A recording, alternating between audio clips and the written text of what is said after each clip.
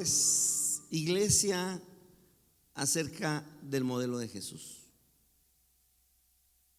Y les cuento, cuando llegué a los pies de Jesús hace muchos años, deseaba, creo como todos o muchos de ustedes, ser como Él. Cuando uno recibe, uno cree en Jesús, lo confiesa uno, hace uno la oración de fe recibiéndolo en nuestra vida, en nuestro corazón. Una de las cosas es que deseamos ser como Jesús, ¿no es cierto? Y pensé que el verdadero discípulo de Jesús o un maduro espiritual era aquel que conocía mucho de la Biblia. A veces nos pasa eso. Pensamos que alguien que realmente es un discípulo de Jesús es porque conoce la Biblia, y uno se va con esta idea errónea. Y quiero que me ponga atención, por favor. Pensaba, quizá como muchos de ustedes, que ser un maduro espiritual o ser un verdadero discípulo de Jesús era aquel que adoptaba una postura religiosa, ¿verdad? Esa persona que adoptaba una personalidad fuera de lo normal, que se transformaba, ¿verdad? Uno lo veía a veces en su trabajo con una actitud diferente, pero de pronto cuando llegaba a la iglesia, servía o tenía alguna participación en algo, tomaba una postura así como los sumos sacerdotes en Israel, ¿verdad? Y hasta el lenguaje era diferente, etcétera, etcétera. Yo pensaba que también aquel que era un verdadero discípulo de Jesús era aquel que se vestía con un pantalón de vestir y una camisa de vestir. Esa es la manera correcta de vestirse. Y uno, en esa ignorancia, uno termina siendo muy superficial, sin la verdadera esencia de lo que es ser un verdadero discípulo de Jesús. No sé, creo yo que por naturaleza somos muy religiosos y adoptamos ciertas posturas y conductas y formas incluso de vestir. Yo recuerdo que siempre decía, no, es que siempre tengo que estar de traje con una corbata. Era así como que el sello, ¿no? del pastor. Si no tienes corbata y no tienes una camisa de vestir, no tienes un saco, no eres el pastor. Fíjense qué equivocado estaba, ¿verdad? Y cada vez me veía más viejo, más feo y más apartado de una realidad, ¿verdad? O sea, termina uno como aislándose y creando una burbuja, ¿verdad? Donde todos están mal, los que no están de acuerdo conmigo, y que yo soy el único que estoy bien. Cuando yo vine a Jesús, yo veía esas figuras, y por eso le llamo el modelo de Jesús. Veía esos modelos erróneos, ¿verdad? Como si en una pasarela nos dijeran cómo tenía que hacer el pastor. Y pensaba que entonces, como ellos hablaban, yo también tenía que hablar si quería ser un verdadero discípulo de Jesús o un maduro espiritual. Entonces tenía que usar un lenguaje más evangélico, ¿verdad? Entonces, cuando usamos un lenguaje más evangélico, pensamos que la gente dice, uy, sí descendió del cielo, ¿verdad? Sí es un verdadero discípulo de Jesús. Este hombre es un maduro espiritual, porque uno dice, hoy esta noche vengo a ministrar tu alma. Entonces la gente nueva ni sabe qué es ministrar. Les hablamos de un lenguaje tan fuera de lo común, ¿verdad? Tan alejado de una realidad. Y sinceramente, todos caemos en esa trampa, ¿sí o no? Espero que aquí no, ¿verdad? Pero todos caemos en esa trampa porque alguien nos dijo, nos impuso, o nosotros nos fuimos con la finta creyendo que ese era un verdadero discípulo de Jesús, y entonces lo vemos así con su camisa de vestir. No estoy diciendo que no se la ponga, su pantalón de vestir, su mocasín, pero pensar que eso es lo correcto, eso está mal. ¿verdad? Y con su Biblia, ahora ya no se usa mucho la Biblia de papel porque usamos la Biblia electrónica, pero ¿verdad? Con su Biblia y así con el pecho hinchado, ¿verdad? Erguido, y a todos hablándoles buenas noches, hermanos. Una cosa así que se oye tan falsa, ¿verdad? Y tan hipócrita que bueno, a veces por pena no nos dice nada, pero fíjense, yo pensé eso hace muchos años y desconocí el verdadero modelo de Jesús. ¿Cómo es Jesús? O mejor dicho, ¿cómo fue Jesús? Porque la idea es ser como Jesús, ¿verdad? Y al estudiar la Biblia, y le estoy haciendo la historia un poco corta, y leer los evangelios, Mateo, Marcos, Lucas y Juan, principalmente Mateo, Marcos y Lucas, el Señor me enseña lo que hizo Jesús, lo que vino a hacer, su obra redentora aquí en la tierra, y que Él vino a establecer su reino, ¿no? Porque ustedes cuando leen los evangelios constantemente dice que anuncianles que el reino de los cielos ha llegado. El reino de los cielos ha llegado. El reino de los cielos ha llegado. Y lo decían los judíos porque los judíos siempre esperaban un reino humano, ¿verdad? Que tuviera el poder de destruir al imperio romano, que en ese tiempo era los que tenían subyugado a los judíos. Ellos querían un libertador revolucionario que tomara las armas y derrotara al imperio romano. Pero ese no era el reino de Dios, era algo más grande y más poderoso. Y aprendí acerca de eso al leer una y otra vez la escritura. Aprendí que Jesús vino a establecer el reino de Dios, que Jesús, por los patrones, que Jesús fue a las casas de todos. Entró a la casa como de un amigo que era Lázaro, como entró en la casa de los pecadores y los publicanos como Zaqueo y Mateo. Entró en la casa de gente que conoció en poco tiempo, y fue a su casa y hasta se quedó con ellos, como con Pedro, por ejemplo. Y así fue a las casas, y también me di cuenta que hizo todo tipo de milagros, ¿verdad? Todos relacionados con la libertad y con la sanidad. Que Jesús no hizo milagros por casualidad.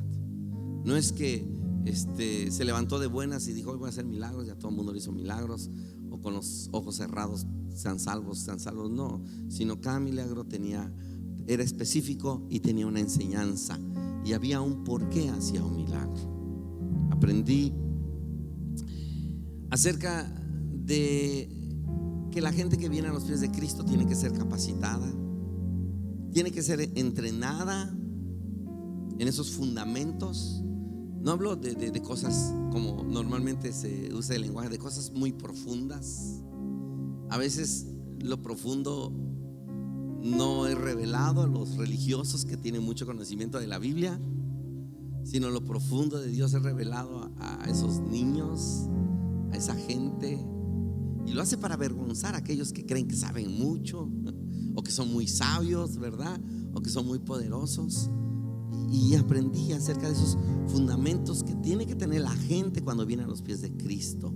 Aprendí que también Jesús envió primero a los 12 y después a 70 más a predicar el evangelio, pero también los envió con poder y autoridad a los lugares donde Jesús iba a ir después. Y eso fue increíble, pero quedó ahí. Y yo estaba en una lucha interna de cómo hacer lo que Jesús hizo, si a mí la doctrina me había enseñado otra cosa. Y Dios me habla y me dice: sabes, tienes que hacer a un lado todo, no tirarlo, hacer a un lado todo y empezar de cero. Hacer lo que yo hice. Olvídate de todos los estudios que tú tuviste, porque estudiamos libro por libro. Vamos a estudiar el libro de Mateo y a quién fue dirigido, y está padre, y el panorama del Nuevo Testamento y el panorama del Antiguo Testamento, y hacíamos muchos estudios, y era bonito, interesante, pero considero que no era lo más importante. Y Jesús me quita todo eso y me dice: regresa al principio. La iglesia tiene que hacer lo que Jesús hizo, punto, nada más. Y nos enredamos en un montón de cosas. Y después de esa necesidad que yo tenía y todo eso, entonces después conozco lo que se conoce el modelo de Jesús cuando voy a Guatemala y cómo estructurar una iglesia de discípulos para hacer más discípulos. Porque yo ya tenía desde antes esta visión, este sueño de hacer discípulos. Y incluso sin que fuéramos tantos, yo decía que hacer discípulos trae una multiplicación, ¿verdad? Pero lo decía de labios, pero no sabía cómo hacerlo. Y entonces establecí lo que los líderes saben, el proceso de formación, con los seguimientos, el retiro, la academia, el lanzamiento. Y también organicé la estructura de redes, ¿no? Cómo íbamos a estar estructurados. Y es algo que Dios me dio, no es algo que yo copié de alguien, la estructura de redes, sino de acuerdo a la necesidad que teníamos, estructuramos todo esto. Y vino esa etapa de crecimiento, fue algo bonito. Pero ahora, después de tantos años, aprendí el verdadero ejemplo de Jesús. Estaba ahí en mis narices y no lo vi. Cuando yo empiezo a recibir esta revelación, me empecé a reír porque ahí está y no lo vi. Como muchas veces nosotros cuando leemos un pasaje de la Biblia y no vemos a veces la enseñanza o muchas veces la aplicación a nuestra vida, ¿no?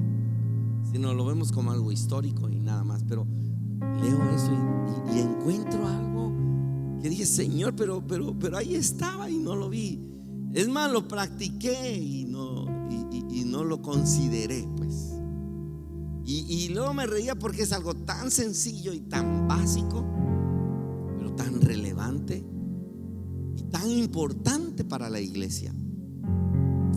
Y eso quiero compartirles. Entendí que lo más importante en el discipulado no es en un sistema que establezca una congregación, una iglesia. No, son las personas. El discipulado no es el sistema, el discipulado son las personas. No estamos enfocados a un programa de actividad, estamos enfocados a la vida de las personas. Las personas es lo más importante.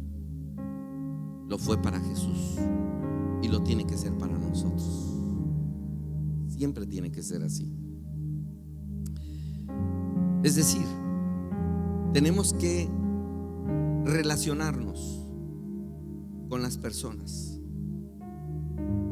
Pues tenemos que aprender a relacionarnos, creo yo, que tiene que ver con una actitud, una decisión, porque es algo, una habilidad que se aprende también. No es fácil relacionarse con las personas por muchas razones. Culturalmente es difícil. Entonces, relacionarse es una habilidad que se desarrolla y con la ayuda de Dios se desarrolla más fácil y más rápido. Además, entiende uno que hay que pasar tiempo con las personas, ¿verdad? Y uno pasa tiempo con las personas con un propósito nada más: enseñarles el amor de Jesús. Y aquí empiezo. Miren, nuestro Padre es un Dios relacional. Diga conmigo: nuestro Padre es un Dios relacional. Ahora, ese es el verdadero modelo de Jesús. No es un sistema de crecimiento, no es un sistema de discipulado o de entrenamiento, necesariamente no.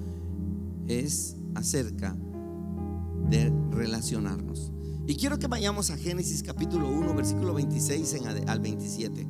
Hagamos al hombre a nuestra imagen. ¿Qué tal si hacemos al hombre a nuestra imagen? De la tuya y de la mía. Es lo que está diciendo Dios. ¿Está bien? Conforme a nuestra, otra vez, nuestra. No dijo conforme a mi semejanza, sino dijo conforme a a nuestra semejanza. Y señoree en la tierra, bueno, dicen los peces, etcétera, en la tierra en general. Versículo 27. Y creó Dios al hombre a su imagen. A imagen de Dios lo creó. La imagen de Dios, o la imagen del hombre, de Dios en el hombre, mejor dicho, la imagen de Dios en el hombre se pierde por causa del pecado. Es decir, el hombre perdió la capacidad de relacionarse.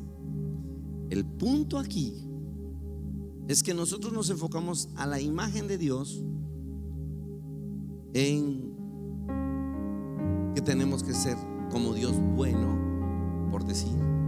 Pero en realidad, cuando habla de esa restauración, no nada más tiene que ver con el Espíritu Santo de Dios en mí, como fue en un principio, sino habla de la capacidad de relacionarse.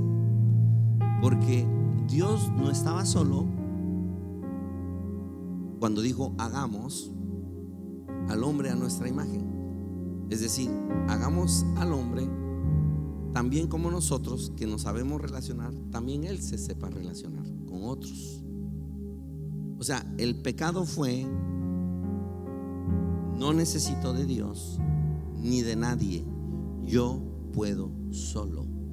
Ese es el pecado. Ese es el error. El pecado no es la manzana que mordió, no es la traición, no es otra cosa. El pecado es decirle a Dios: no necesito de ti ni de nadie. Porque cuando Satanás le dijo al hombre con que Dios y a la mujer les ha dicho, pero lo que no saben ustedes, estoy parafraseando, es que si ustedes comen de este fruto, entonces serán como Dios, que no necesita de nadie, que Él puede solo, porque Él es Dios. Se le olvidó al hombre, o no lo sabía, el detalle que Dios no era solo, era el Padre, el Verbo y el Espíritu Santo. Y entre ellos tres había una íntima relación. Y el hombre entonces se tragó la mentira del diablo, que es padre de mentira, y dijo: pues sí, yo puedo ser como Dios, que no necesito ni de él ni de nadie, qué bueno. Y ese es nuestro pecado. Nuestro pecado recurrente, que está presente siempre en nuestras vidas. Créame, siempre está ahí. No necesito de Dios, no necesito de nadie, y yo puedo solo. Qué difícil es en una comunidad, en una iglesia, porque tratar de relacionarnos y ayudar a las personas, porque lo primero que viene a su mente por causa de ese pecado original es: no necesito de nadie, y guarda apariencias, porque él sabe que necesita la ayuda de alguien, pero no lo quiere externar para guardar esa apariencia. Pero ese no fue el diseño original de Dios. El diseño de Dios desde un principio fue que el hombre se relacionara con Dios, sí, pero también se relacionara con todos los seres humanos, todos. Pero el hombre pecó y perdió la capacidad de relacionarse con Dios, y perdió la capacidad de relacionarse con los hombres. Por eso nos cuesta mucho trabajo relacionarnos con las personas, por el daño que nos hicieron, etcétera. El enemigo sabe que algo que te pase va a ser tan contundente que va a limitar la capacidad de relacionarte con otras personas. Todos esos eventos del pasado, abusos, traiciones, pobreza, etcétera, falta de perdón, impide que tengas una buena relación con los seres humanos. El enemigo lo sabe, es su arma poderosa. Por eso después del pecado, el hombre no se relacionó más con Dios, ya no. Ni siquiera pudo relacionarse con los hombres, ya no. Génesis capítulo 2 versículo 18 dice: Y dijo Jehová, Dios, no es bueno que el hombre esté solo. No es bueno que el hombre esté solo. No es solo la ayuda de la mujer o que Dios le dio al hombre con la mujer para señorear su creación. No es solo eso. No. Sino procrear, tener prole, porque les dijo: multiplíquense y llenen la tierra. El propósito de multiplicarse y de llenar la tierra era que el hombre, a la imagen de Dios, se relacionara con todos los seres humanos. Ese era el fin. A veces nos quedamos con la idea tan solo de que Dios creó a la mujer como una ayuda. Sí, ayuda para señorear su creación, pero no necesariamente de animales nada más o de plantas. No, sino para que procrearan, y a través de esta bendición de multiplicarnos, entonces sí, relacionarnos para señorear y enseñarles acerca de que somos la imagen de Dios. Ojo, no es solo la ayuda para señorear la tierra. Ahora, esa imagen de Dios, de relacionarse, que se perdió por causa del pecado con Adán y Eva, la vino a restaurar Jesús. ¿Quién la restauró? Jesús. Jesús vino a enseñarnos a través de Él y del Espíritu Santo la capacidad de relacionarnos los unos a los otros. Jesús se supo relacionar, por ejemplo, con gobernantes. Nunca se intimidó ante ellos. Él se relacionó bien con Herodes Antipas o con Poncio Pilatos. De hecho, ¿saben ustedes que ellos no querían matar a Jesús? Por eso se echaron la pelotita. Y al final Poncio Pilato se lava las manos y dice: Dios me libre de matar a un inocente. Ustedes son los que los quieren matar. Él se supo relacionar con ellos. Jesús se supo relacionar con los fariseos y los religiosos de ese tiempo. Nicodemo fue uno de ellos. Porque había buenos y no tan buenos, ¿verdad? Nicodemo era una persona que buscaba de Dios. Pero por ejemplo Caifás no. Caifás fue el que maquina para entregar a Jesús para que lo puedan crucificar los romanos. Pero también se relacionó con ellos bien. Jesús se relacionó con los pobres y también se relacionó con los ricos, como José de Arimatea, o las mujeres ricas que le servían con sus bienes a Jesús. A veces los cristianos nos cuesta trabajo relacionarnos con los ricos, ¿verdad? Porque vienen nuestros complejos de inferioridad, ¿verdad? Entonces cuando lo vemos que anda con un carro, nosotros decimos a veces hasta incoherencias. No, es que se cree mucho porque tiene su carro. Eso es lo más tonto que una persona pueda decir, porque no es cierto. Además, ¿y si se cree? ¿Qué? Lo puede hacer, ¿no? Si yo tuviera un carro así también me creo. Mi trabajo me costó, ¿verdad? Mi esfuerzo, mi sacrificio. Es que se cree mucho esa hermana porque se arregla y se pone ropa de marca. Y que tú no puedas o no quieras no tiene nada que ver. Pero Jesús se relacionó con ellos también. Bueno, supo relacionarse también que hasta les servían con sus bienes. ¿No es una bendición eso? Amén, aunque no digan nada. Las relaciones son importantes porque nos ayudan a crecer. Si usted se relaciona con ricos, usted va a tener confianza. Usted va a entender que también puede tener logros. Claro, pues usted se relaciona siempre con puros pobres, pues. No, hay que aprender a relacionarse con todos. Y los ricos están incluidos, y los gobernantes están incluidos. y los religiosos están incluidos. Jesús se supo relacionar con los publicanos y los pecadores, porque a veces también en las iglesias no, es que no te puedes juntar con los que son del mundo, ¿verdad?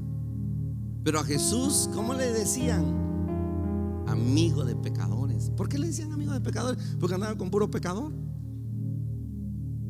¿verdad? Se enfiestaba con ellos. No, tampoco me lo tome mal y decir, pues me voy a ir con estos a la fiesta.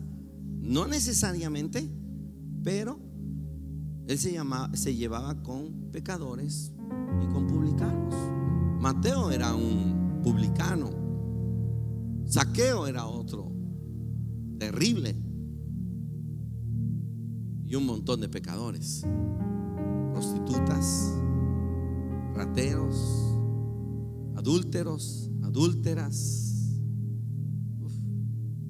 de lo peor que usted se puede imaginar, matones, delincuentes. Él se relacionó con todos ellos. Y qué absurdo que nosotros, queriendo ser como Jesús, no somos como Él, sino que todo lo contrario, empezamos a hacer nuestro círculo social fuera de toda esa gente que necesita de Jesús. Y ahí deberíamos estar con ellos. Somos luz en medio de las tinieblas. Jesús se supo relacionar aún con sus discípulos, trayendo armonía entre ellos, porque si Jesús no estaba, se despedazaban estos, ¿verdad? Se la pasaban peleando quién era el más importante, quién era el mejor, quién iba a estar a la diestra del Padre, de Jesús, perdón, cuando esté en su reino, quién era el favorito, quién era el jefe de todos ellos. Se la pasaban peleando. Eso no está muy lejano de una realidad hoy, ¿verdad? Pasa también. O sea, esa imagen de Dios, de relacionarnos, que se perdió por causa del pecado, la restaura Jesús cuando viene a la tierra. ¿El punto cuál es? Las relaciones. ¿Están conmigo? ¿Tenemos la capacidad de relacionarnos? Sí, por dos razones. La primera, porque ese fue el diseño original del hombre, a su imagen. Y número dos, Jesús vino a restaurar esa capacidad a través del Espíritu Santo, dándonos ejemplo y dándonos al Espíritu Santo. O sea que un cristiano me diga que no puede relacionarse o que tiene problemas en las relaciones, me hace dudar si es cristiano, ¿verdad? Cuidado. Las virtudes del fruto del Espíritu Santo, decía yo la semana pasada, son virtudes relacionales. Es decir, el Espíritu Santo está en nosotros para tener la capacidad de relacionarnos con todos.